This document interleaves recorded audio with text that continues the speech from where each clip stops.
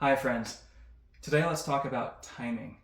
One of the musical elements that to me distinguishes a master player is their mastery over transitions and timing in music.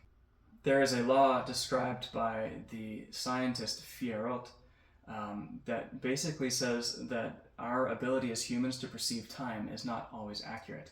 He says that essentially we tend to feel long intervals of time as being shorter than they really are, and short intervals of time as being longer than they really are. Now, is this always the case? Probably to some extent, right? But it's even more important and more prevalent when we are not paying attention, when we're not truly listening or feeling the passage of time. In other words, when we're not counting, when we're not listening. So this is as much about pulse as it is about perception and patience. It's as much about flow in our playing as it is about feeling.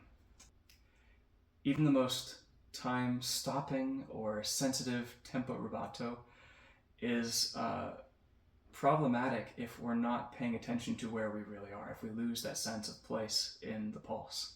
It's as if we lose all of that sense, we're taking our listeners on this journey, and then we get halfway and we say, you know what? I think I've lost the map. So let's look at a few examples. One of my favorite pieces is the Ballade from Burgmüller's Opus 100 Etudes. And this piece is full of transitions, it's full of changes of character.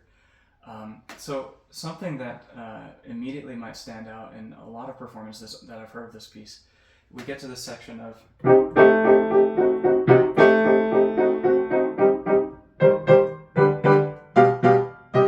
a lot of students will play it exactly like that, where it's in 3/8 time, we have 8th, 8th, and then 8th rest. But sometimes those 8th rests will get a little bit distorted as we rush through, we're excited about the crescendo, it's getting exciting. So it's important to feel those rests, first of all, to always know that even though there's a moment of silence, we still have to be involved. So I'm going to instead practice breathing on those rests so that I can feel it physically.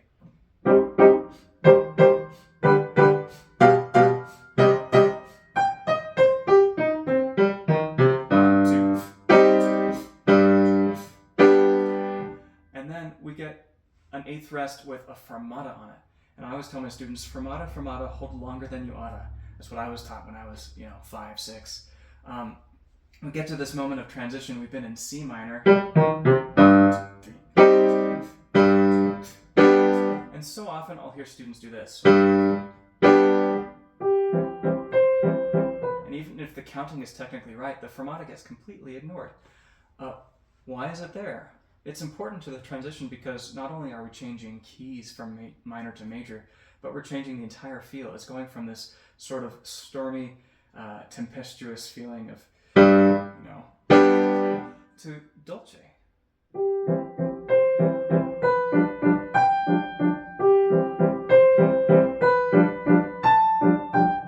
So why don't we give ourselves and our listeners the benefit of having a little bit of a longer fermata and just feeling that transition, not only in terms of counting or waiting for a random amount of time, but breathing in a way that maybe we can invite the feeling of the next section into our heart before we actually play it.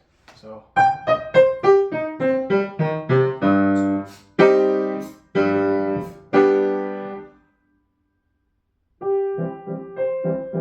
and it has to feel kind of like you're finally letting go into it, that you're allowing this wonderful change to happen.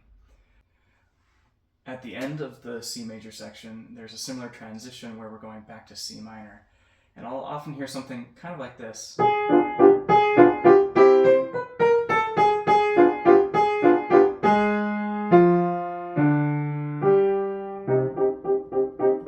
And he doesn't write a ritardando at all. But can we take a little bit of liberty? Probably.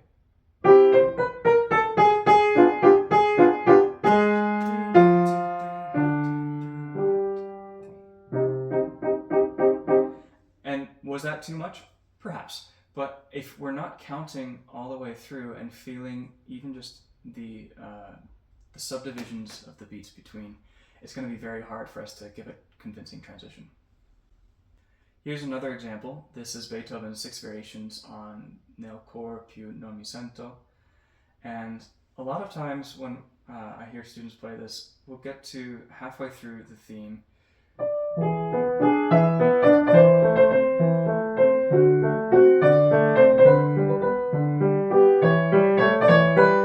then we have this chord with a fermata. And so often I'll hear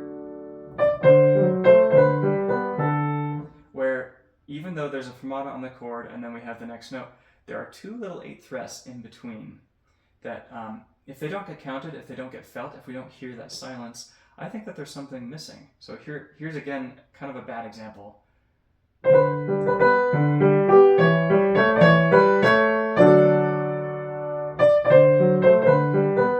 I held the fermata for a plenty long time, but I didn't really feel the transition. I just kind of stumbled into it and kept going.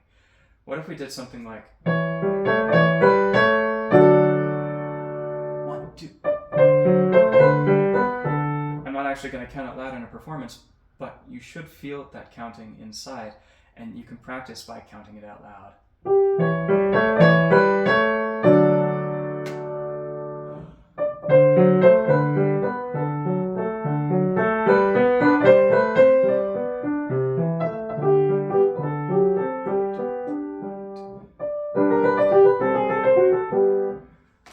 So even when we're feeling like we're going to be taking some time, we can't just stop.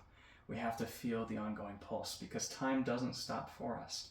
If we can feel that measurement of time passing, we're going to be much more likely to be able to convincingly portray the transition of feeling and of character. So, do you remember when I said that it's very common for human beings to underestimate long periods of time? This is especially true when we have long periods of rest. My last example for you today is from Chopin's Second Scherzo. Now, this is a wonderful piece, and it's marked presto, so it is fast, right? A lot of times we'll get so caught up in the emotion of it that I think that we lose a little bit of the magic of the transitions here. Remember that a scherzo is meant to be playing with our expectations, right? So I'm going to play, again, a bad-ish example of what I might hear from students that for me doesn't quite capture the possibilities.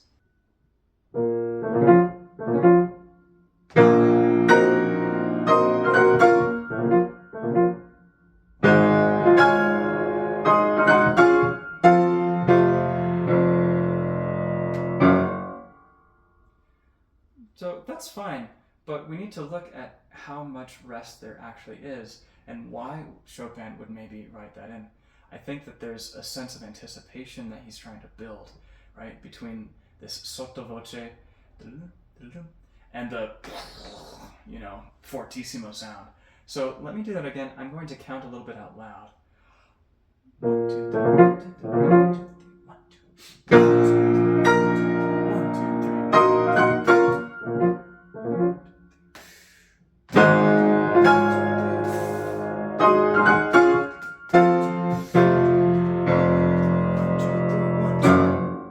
That's a long time, right? That note right there has 7 beats to it. 1, 2, 3, 1, 2, 3, 1, 2. And so often I'll hear it something like this. 1, 2, 3, 1, 2, 1. And it doesn't bring me in as much, right?